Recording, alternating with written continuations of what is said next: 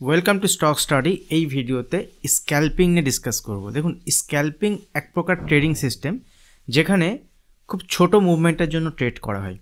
তো অনেকেই intraday trading করেন। ইন্টারডে ট্রেড করার সময় যারা স্ক্যাল্পিং করেন তারা এখানে মোস্টলি 1 মিনিট বা 3 মিনিটের ক্যান্ডেল নিয়ে কাজ করেন, কিন্তু স্ক্যাল্পিং করার সময় এখানে 15 মিনিট বা 1 আওয়ারের চার্ট দেখাটা খুবই জরুরি, কারণ আপনাকে মেজর ট্রেন্ড মার্কেটের বুঝতে হবে। যদি মার্কেটের মেজর ট্রেন্ড বুঝে আপনি স্ক্যাল্পিং করেন সেক্ষেত্রে আপনার প্রবাবিলিটি হাই থাকবে প্রফিট হবার।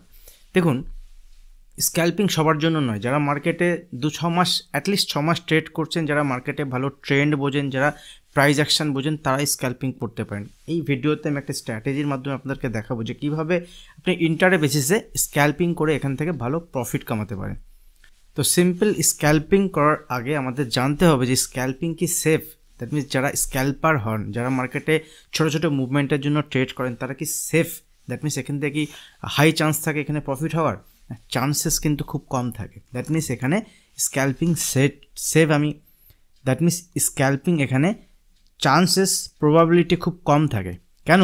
তার আসল কারণ যদি আমি বলি সেক্ষেত্রে দেখুন, যারা এখানে মার্কেটে ট্রেড নেন, মেনলি সুইং ট্রেডিং করেন, পজিশনাল ট্রেডিং করেন, তারা যখন এখানে স্ক্যাল্পিংয়ের জন্য ট্রেড নেন, যখন মার্কেট তার ডাইরেকশনে না যায়, ধরুন এখানে কেউ বাই করেছে এভাবে যে এখান থেকে প্রাইস উপরের দিকে যাবে, যদি প্রাইস এখান থেকে উপরের দিকে না যায়, যদি এখান থেকে প্রাইস নিচের দিকে মুভমেন্ট হয়, সেখানে ছোটো স্টপ লস যখন থাকবে, স্টপ লস কিন্তু এখান থেকে ট্রিগার হয়ে গেলেও ম্যাক্সিমাম ট্রেডার যারা এখানে মার্কেটে ট্রেড করে তারা এখানে এক্সিট হতে পারে না, যার জন্য স্ক্যাল্পিংয়ের ক্ষেত্রে লস হয়। যদি এখানে স্ক্যাল্পিংয়ের ক্ষেত্রে এক্সিট হতে না পারেন, যদি এখানে লস বুক করতে না পারেন, তাহলে কিন্তু স্ক্যাল্পিং আপনার জন্য নয়। তার জন্য তো স্ক্যাল্পিং করার আগে আপনার মধ্যে সেই ম্যাচুরিটি লেভেল থাকতে হবে যেখানে আপনাকে স্টপ লস যখনই ট্রিগার হবে সেখান থেকে এক্সিট হতে হবে। এটা স্ক্যাল্পিংয়ের সবথেকে বড় বিষয়, কারণ আপনি ছোট মুভমেন্টের জন্য ট্রেড নিচ্ছেন। যদি উপরের দিকে আপনি মুভমেন্টের জন্য ট্রেড নিচ্ছেন, যদি নিফটির ক্ষেত্রে ধরি, নিফটির ক্ষেত্রে 40-50 পয়েন্টের মুভমেন্টের জন্য আপনি ট্রেড নিচ্ছেন, বা 20-30 পয়েন্ট মুভমেন্টের জন্য আপনি ট্রেড নিচ্ছেন, সেক্ষেত্রে যদি আপনি 20-30 পয়েন্ট মুভমেন্টের জন্য ট্রেড নেন, সেক্ষেত্রে আপনার এখানে 10-15 রুপিজের স্টপ লস থাকবে ম্যাক্স টু ম্যাক্স। সব থেকে বেশি হলে 40-50 রুপিজের জন্য যদি আপনি এখানে ট্রেড নেন, সেক্ষেত্রে এখানে 15-20 রুপিজের আপনার স্টপ লস থাকবে, তার বেশি স্টপ লস থাকবে না। স্টপ লস যদি ট্রিগার হয়ে যায়, যে সেট আপের বেসিসে আপনি ট্রেড নিয়েছেন, সেই সেট আপের বেসিসে ট্রেড নেওয়ার পরে যদি আপনার সেট আপে স্টপ লস ট্রিগার হয়ে যায়, অবশ্যই আপনাকে এক্সিট হতে হবে। ম্যাক্সিমাম ট্রেডাররা এখানে এক্সিট হতে পারেন না বলেই স্ক্যাল্পিংয়ে তারা লস করেন। পরিষ্কার কথায় আমি যদি বলি, যখন আপনি স্ক্যাল্পিং করছেন তার মানে আপনার মাইন্ডসেট স্ক্যাল্পারদের মতো হতে হবে। আপনি সুইং ট্রেডিং বা পজিশনাল ট্রেডিংয়ের মাইন্ডসেট নিয়ে যদি আপনি স্ক্যাল্পিং করতে যান, সেক্ষেত্রে কিন্তু আপনার লসে এখান থেকে এক্সিট হতে পারবেন না। যখন প্রফিট হবে ছোট প্রফিটে বেরিয়ে যাবেন, যখন লস হবে সেক্ষেত্রে ছোট লসেও আপনাকে এক্সিট হতে হবে। ছোট লসে এক্সিট হতে পারলেই এখানে আপনি কাজ করতে পারবেন। সঙ্গে আপনার এখানে যে সেট আপ হতে হবে, এই সেট আপ যেটা আপনি এখানে যে সেট আপের উপর কাজ করবেন, সেই সেট আপের অ্যাকুরেসি হাই হতে হবে। তার জন্য আপনাকে ব্যাক টেস্টিং করতে হবে। তো সেই জন্য কিন্তু স্ক্যাল্পিং অনেকেই করেন, এবং 90% থেকে মোর দ্যান 90% যদি আমি বলি, 90%-এর বেশি ট্রেডার এখানে স্ক্যাল্পিংয়ে লুজারই হন, লসই করেন। তো এই ভিডিওতে আমি আপনাদেরকে দুটি বিষয় নিয়ে ডিসকাস করব, যে বাইং লেভেল, সেলিং লেভেল কোথায় হতে পারে স্ক্যাল্পিংয়ের, এবং টাইম ফ্রেমটা খুব ইম্পর্টেন্ট। মেজরিটি পাবলিক যারা স্টক মার্কেটে ট্রেড করেন, মেজরিটি ট্রেডার বলতে পারি আমরা, তারা কিন্তু এখানে স্ক্যাল্পিংয়ের সময় মোস্টলি 1 মিনিট 3 মিনিটের চার্ট ইউজ করেন, কিন্তু এখানে 15 মিনিট বা 1 আওয়ারের চার্টে যে ট্রেন্ড দেখাচ্ছে, মেজর ট্রেন্ড মার্কেটে, 1 ডে চার্টে মার্কেটে মেজর ট্রেন্ড কি, সেই ট্রেন্ডে আপনাকে কাজ করতে হবে, এবং সেই ট্রেন্ডের ডাইরেকশানে আপনাকে কাজ করতে হবে। যেমন ফর এক্সাম্পল আমি বলি, ধরুন এখানে 1 আওয়ার বা 1 ডে চার্টে যদি আপনার এখানে ট্রেন্ড থাকে, হায়ার হাই ফরমেশন থাকে, যদি এখানে ট্রেন্ড যদি আপ ট্রেন্ডে থাকে, তাহলে আপনাকে ট্রেড খুঁজতে হবে এখানে আপ ট্রেন্ড, দ্যাট মিনস উপরের দিকে বাইং ট্রেড খুঁজতে হবে। যদি এখানে major trend, that means 1 hour বা 1 ডে চার্টে বা 15 মিনিট চার্টে যদি এখানে আপনার ডাউন ট্রেন্ড থাকে, সেক্ষেত্রে যখন স্ক্যাল্পিং করব আমি 5 মিনিটের চার্ট ইউজ করব। স্ক্যাল্পিংয়ের সময় আমি 5 মিনিটের চার্ট ইউজ করব, বাট আমাকে যখন অ্যানালিসিস করতে হবে, অবজারভেশন আমার থাকবে, তখন কিন্তু 15 মিনিট, আধ ঘন্টা বা 1 আওয়ার চার্টে আমার মেজর ট্রেন্ড দেখতে হবে যে কী আছে, তার বেসিসে আমি সেখান থেকে ট্রেড নেব। যেমন আমি আপনাদেরকে সিম্পল দেখাচ্ছি, নিফটি ব্যাঙ্ক নিফটি ক্ষেত্রে আমি কয়েকটি এক্সাম্পল আপনাদের সঙ্গে দেখাবো, এবং সঙ্গে যদি আমি এখানে দু একটা ইন্ডিকেটারকে নিয়ে নিই সুবিধার্থে, সেক্ষেত্রে সেই ইন্ডিকেটারও ইউজ করা যেতে পারে। ফর এক্সাম্পল যদি আমরা এখানে একটা ইন্ডিকেটার আরএসআইকে নিয়ে নিই, আরএসআই হচ্ছে রিলেটিভ স্ট্রেংথ ইন্ডেক্স, এর জন্য এখান থেকে আমরা স্ক্যাল্পিং পারপাস উপরের লেভেলে 70-75 লেভেল এবং নিচের দিকে 20-25 লেভেলকে ইউজ করব। কিন্তু এটা ইউজ করার কিন্তু প্রসেস আলাদা। সুইং পজিশনাল কেসের ক্ষেত্রে এই আরএসআই যখন আমি ইউজ করব সেক্ষেত্রে আমি ডিফারেন্ট ওয়েতে ইউজ করব। তো এই আরএসআই নিয়ে এই চ্যানেলে আমি 5টা ভিডিও বানিয়েছি, একটা সিরিজ আছে, যারা এখন ওই ভিডিওগুলি দেখেননি দেখতে পারেন, সেক্ষেত্রে আপনার সুবিধা হবে। তো ডিফারেন্ট পারপাস, ট্রেডিং পারপাস, যখন আপনি সুইং পজিশনাল ট্রেডিং করছেন, যখন আপনি ইনভেস্টমেন্ট করছেন, সেক্ষেত্রে কিন্তু আরএসআইকে আপনি ডিফারেন্ট ওয়েতে ইউজ করতে পারেন। আরএসআই এমন একটা ইন্ডিকেটার যেটাকে বলা হয় লিডিং ইন্ডিকেটার, দ্যাট মিনস বাজারের প্রাইসের মুভমেন্ট আগে থেকে সিগন্যাল দেয়। যদি আপনি বুঝতে পারেন সেক্ষেত্রে কিন্তু আরএসআই এর মাধ্যমে আপনি ট্রেড নিতে পারেন। এছাড়াও VWAP আর একটা খুব ভালো ইন্ডিকেটার, ইন্টারডে এই VWAP-এর সাহায্যে যদি আপনি ট্রেড করেন সেটাও করতে পারেন। VWAP নিয়ে আমি একটা আলাদা ভিডিও বানিয়েছি, ওটাও আপনারা দেখতে পারেন, সেক্ষেত্রে হেল্পফুল হবে। দেখুন এখান থেকে যদি আমরা দেখি এটা 5 মিনিটের চার্ট, তো মার্কেটের যেখানে ট্রেন্ড আছে আমি সেদিকে নিয়ে যাচ্ছি, যেখানে ট্রেন্ড। তো যদি আমরা এখানে দেখি, দেখুন এই জায়গাতে ট্রেন্ড পজিটিভ, তো সেই সময় আমি যখন আমার পজিটিভ ট্রেন্ড মানে হায়ার হাই ফরমেশন মার্কেটে, যদি আমরা দেখি মার্কেটের প্রাইস অ্যাকশন হায়ার হাই, মানে ডেলি বেসিসে যদি আমরা দেখি প্রিভিয়াস ডে লোকে ব্রেক করছে না এবং বাজার তার উপরে রয়েছে, তো এখান থেকে ট্রেন্ড পজিটিভ হয়েছে। যখন দেখুন এখান থেকে যদি আমরা দেখি ট্রেন্ড আমাদের পজিটিভ হয়েছে এই জায়গা থেকে, দেখুন এখান থেকে মার্কেট রেঞ্জে ছিল, এখান থেকে ট্রেন্ড আমার পজিটিভ এসছে। তো এটা প্রত্যেকটা 5 মিনিটের চার্ট, এগুলো ছোটো ছোটো দেখাচ্ছে। তো এখানে আমরা কিভাবে ট্রেড করব, দেখুন বাজারের ইন্টারডে চার্টে যদি দেখি 5 মিনিটের চার্টে সিম্পল বাজারে এখানে হায়ার হাই ফরমেশন, মানে এখানে ট্রেন্ড পজিটিভ, লাস্ট কদিন ধরে দেখি ট্রেন্ড পজিটিভ, বাজারে হায়ার হাই ফরমেশন। এবার দেখুন কোনো একটা পার্টিকুলার ডেতে যদি আমি দেখি বাজারে যদি কোনো কারণে নিচের দিকে ফল হয়, ওভারঅল পজিটিভ ট্রেন্ডে আছে বাজার, দ্যাট মিনস বাজার কিন্তু আপ ট্রেন্ডে আছে এখানে বিগার টাইম ফ্রেমে। 1 আওয়ার চার্টে যদি দেখি, 1 ডে চার্টে যদি দেখি, এবং যদি কোনো সময় বাজারে নিচের দিকে কারেকশান আসে এবং যদি এখানে সাপোর্ট লেভেলের কাছে বাজার আসে, ঠিক আছে, সেক্ষেত্রে কিন্তু আমরা দেখব আরএসআই এখানে 20-30 রেঞ্জে চলে আসবে। আরএসআই যদি এই সিচুয়েশনে 20-30 রেঞ্জে চলে আসে এবং যদি এখানে আমরা দেখি কোনো একটা জায়গাতে পার্টিকুলার যদি 15 মিনিট 20 মিনিট ধরে বাজারে একটা রেঞ্জ বানাই, দেখুন এখানে যদি 15 মিনিট ক্যান্ডেলকে আমরা রিপ্রেজেন্ট করি, এখানে একটা ক্যান্ডেল, দুটো ক্যান্ডেল, তিনটে ক্যান্ডেল, এই তিনটে ক্যান্ডেলের প্রাইস প্যাটার্নকে যদি আমরা দেখি, দেখুন প্রথম ক্যান্ডেলের যে ওপেনিং প্রাইস সেটাকে যদি ওপেনিং প্রাইস ধরি, এবং সেকেন্ড ক্যান্ডেলের যে লো আছে সেটাকে যদি আমরা লো ধরি, থার্ড ক্যান্ডেলের যেখানে ক্লোজিং আছে সেটাকে যদি আমরা ক্লোজিং ধরি, বা ফোর্থ ক্যান্ডেল, 4টে ক্যান্ডেলের যে ক্লোজিং, সেই ক্যান্ডেলকে যদি ক্লোজিং দেখি, তাহলে এখানে এই 20 মিনিট টাইম ফ্রেমে বাজারের যে প্রাইস অ্যাকশন সেটাকে আমরা দেখতে পাবো একটা হ্যামার ক্যান্ডেলের মতো, একটা হ্যামার ক্যান্ডেল। দ্যাট মিনস এই 15 মিনিট বা 20 মিনিট টাইম ধরে বাজার এখানে কি তৈরি করেছে, বাজার নিচের দিকে গেলেও একটা রেঞ্জ বানিয়ে বাজার কিন্তু উপরের দিকে এখানে হ্যামার ক্যান্ডেল ফর্ম করছে। যদি এরকম ফর্ম করে, যখনই এই 3-4টে ক্যান্ডেলের হাইকে বাজার ব্রেক করবে, দ্যাট মিনস এখানে কিন্তু একটা হ্যামার ক্যান্ডেল ফরমেশন আপনি বলতে পারেন, তো তখনই কিন্তু এখানে এন্ট্রি করা যেতে পারে। স্ক্যাল্পিং পারপাস যখন আপনি এখানে এন্ট্রি করছেন, সেক্ষেত্রে যখন এরকম 3-4টে ক্যান্ডেল বা এখানে যদি 1/2 ঘন্টার টাইমও স্পেন্ড করে বাজার, সেক্ষেত্রে কিন্তু সেখানে সেলিং অপরচুনিটি নয়, বাইং অপরচুনিটি হবে, এবং যখনই এই লেভেলকে ব্রেক করবে, দেখুন যদি কেউ এই লেভেলে বাজারকে ব্রেক করার পর, এখানে একটা ক্যান্ডেল ব্রেক করার পর যদি এখানে এন্ট্রি নেন, সেক্ষেত্রে কিন্তু এখান থেকে কিন্তু একটা ভালো মুভমেন্ট উপরের দিকে, এবং ইনিশিয়ালি যদি এটা স্টপ লস থাকে, এখানে যদি স্টপ লস থাকে, তাহলে এখানে তার ডাবল এখানে টার্গেট পাওয়া গেছে। এবং যদি এখান থেকে একটা সিঙ্গেল ক্যান্ডেলের, দেখুন এখান থেকে উপরের দিকে মুভমেন্ট হয়েছে, এখান থেকে উপরের দিকে মুভমেন্ট হওয়ার পর নিচে এসছে, সুইং যে লো এটা কিন্তু ইম্পর্টেন্ট বাজারে, তো যদি কেউ এখানে সুইং লোকে স্টপ লস হিসেবে ইউজ করে, তাহলে এই টার্গেট সেখানে পাবে, কারণ এখানে গিয়ে দেখুন আবার 3-4টে ক্যান্ডেল রেঞ্জ বানাচ্ছে, ঠিক আছে, এবং এটা একটা resistance level according to last price action. এখানে যদি আমরা দেখি বাজার এই লেভেলে রেঞ্জ বানিয়েছিল, তো প্রাইস অ্যাকশন খুব ইম্পর্টেন্ট বাজারের। তো যদি এরকম বাজারের ট্রেন্ড পজিটিভ থাকে এবং কোনো কারণে যদি বাজার নিচের দিকে আসে এবং যদি এখানে আরএসআই 20-30 রেঞ্জে আসে, সেক্ষেত্রে কিন্তু সেখানে বাইং অপরচুনিটি হবে। সিম্পল স্ট্র্যাটেজি এটা, ঠিক আছে।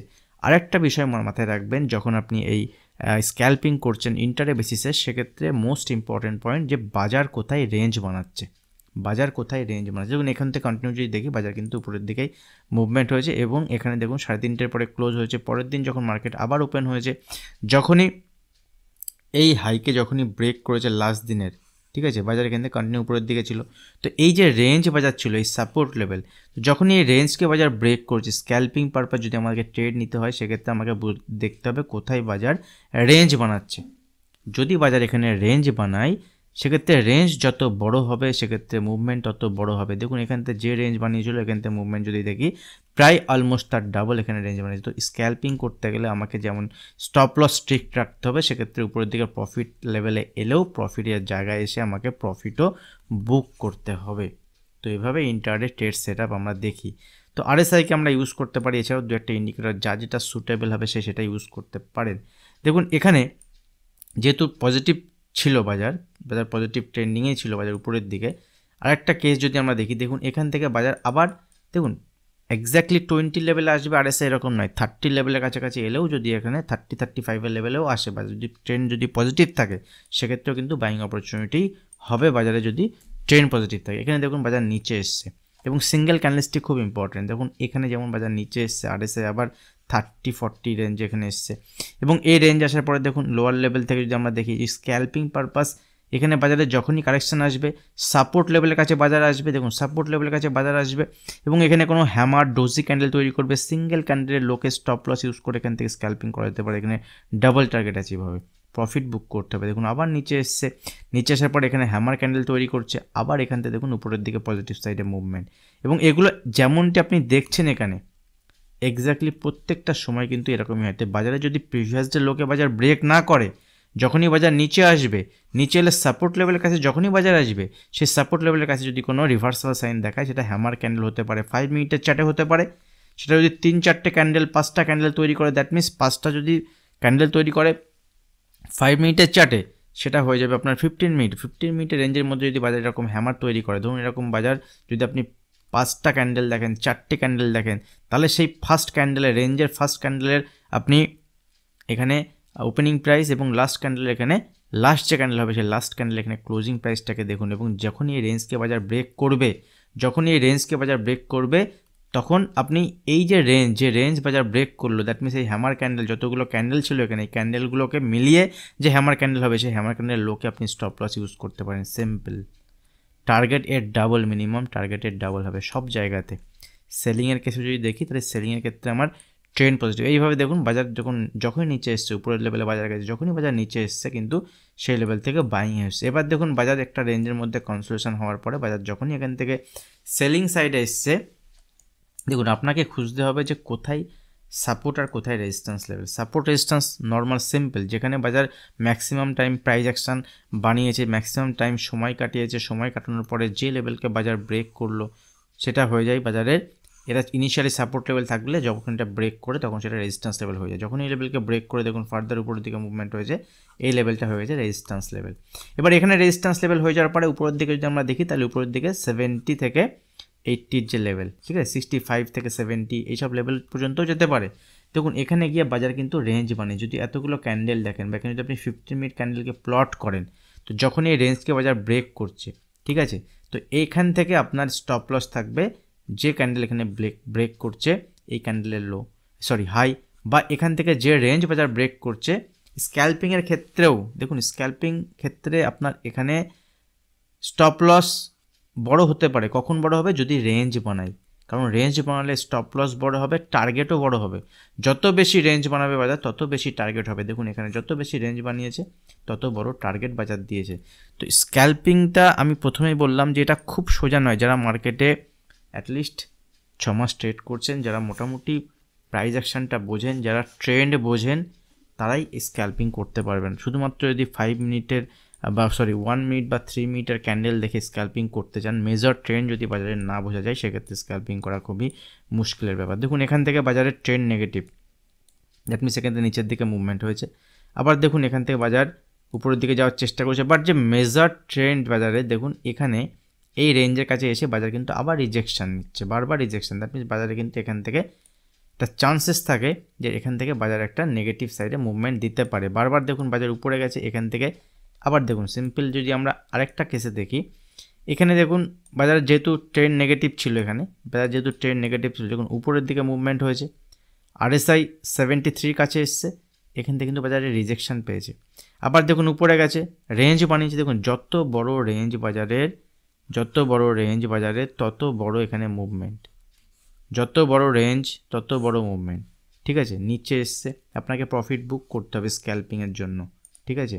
আবার দেখুন এখান থেকে যদি বাজারকে দেখি, বাজার এখানে রেঞ্জ বানিয়েছে, যদি আমরা এখান থেকে ট্রেন্ড ড্র করে নিই, এখানে যদি ট্রেন্ড ড্র করি, ট্রেন্ড লাইন ড্র করে নিই, সিম্পল ট্রেন্ড লাইন বাজার ফলো করছে, দেখুন এই ট্রেন্ড লাইন ড্র করার পর এখানে যখনই ব্রেক করেছে, যখনই এরকম অনেকটা সময় ধরে বাজার এরকম একটা রেঞ্জের মধ্যে কাটাই, তো ইনিশিয়ালি বাজার এই রেঞ্জকে ব্রেক করলে আবার রিটেস্ট করতে আসে, দেখুন এখানে রিটেস্টও হয়েছে, দেন ফার্দার উপরের দিকে মুভমেন্ট, যত বড় রেঞ্জ তত বড় মুভমেন্ট, সিম্পল বিষয়।